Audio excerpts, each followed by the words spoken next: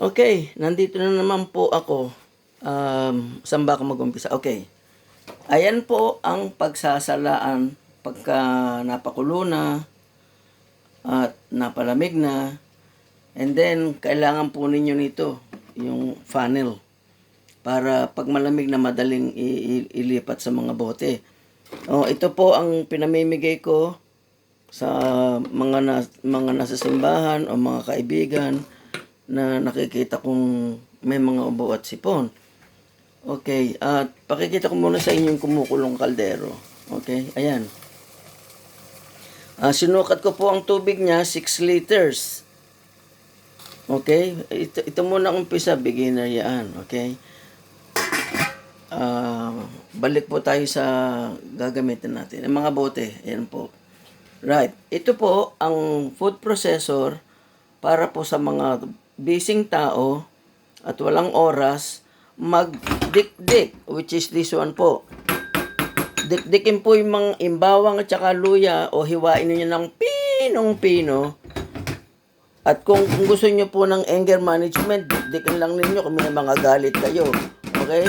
Para mawala yung galit, dikdikin na lang ninyo, doon na lang ibuhos sa luya. Okay? Ayan po.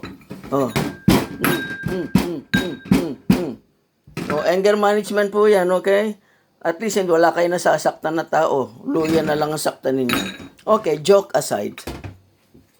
Ito po ang ginamit ko, maliliit na lemon ito, kaya dinagdagan ko sila 6. I normally use 4. Para medyo asim-asim konti.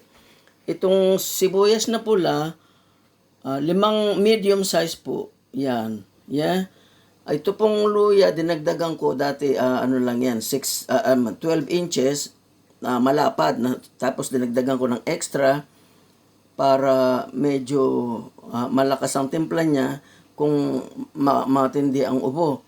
Ayan po yung bawang, 8 piraso po yan. Itong bitter cola seed, wala kayo niyaan. Pero okay lang kung wala yan. Ayan po yung clove. Kung may oras po kayo, i-google nyong lahat yung mga ingredients na yan. Lahat po yan ay natural. Walang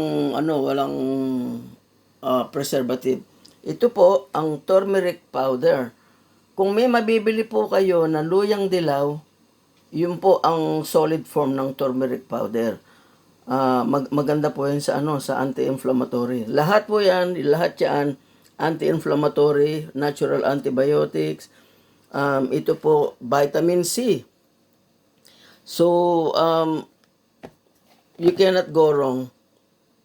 Puro mga natural po yan. Magsipag lang po kayong gumawa.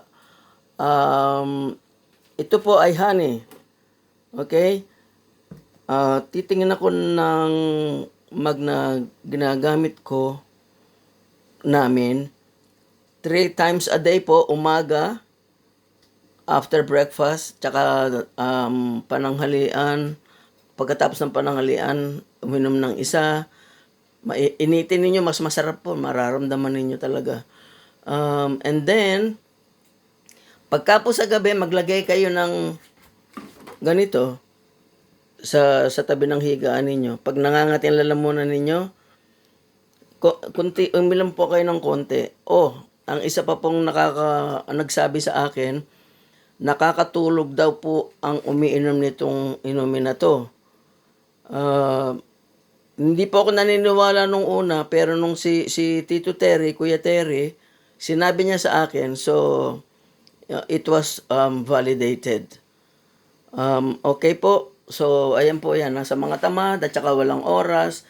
Dito naman, kung meron kayong oras magdikdik, at saka anger management, sabi ko kanina, pero joke aside lang po yun. Huwag po kayo magagalit, papangit po kayo.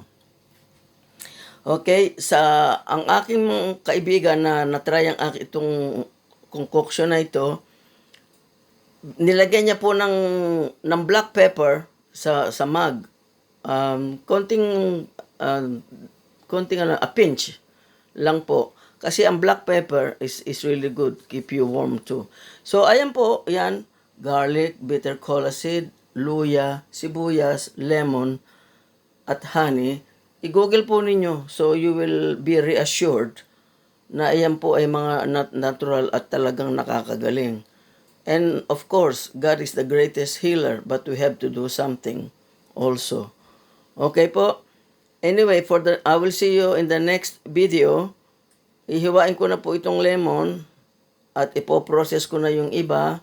Lalagyan ko ng turmeric. Ang labas niya mamaya para siyang orange drink. Pero lemonade ang lasa niya. Have an open mind.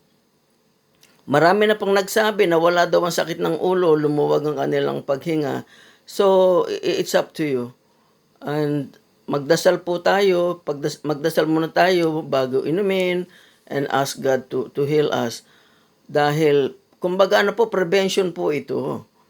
Para wag na tayong ma-ospital. Kasi po ang mga ospital, hindi po lahat napapagaling nila. Na-i-stress pa ang mga pasyente. Kaya iwasan na po yung ma-ospital kung ay try lang po nitong nito. And God willing, gumaling kayo. Kailangan din po mag-exercise gently at saka deep breathing exercises para lumakas ang baga. Okay? Ito po ang the best na sa baga according to the research I read. Sibuyas po, luya, at saka itong bitter kola seed. Wala po kayo niyan, kaya optional na lang. Okay, so I'll see you in the next video, please. Marami pong salamat and I wish you all well. God willing, you will be back on your feet and be ready to join the marathon. I love you all. Okay, see you in the next video. Bye!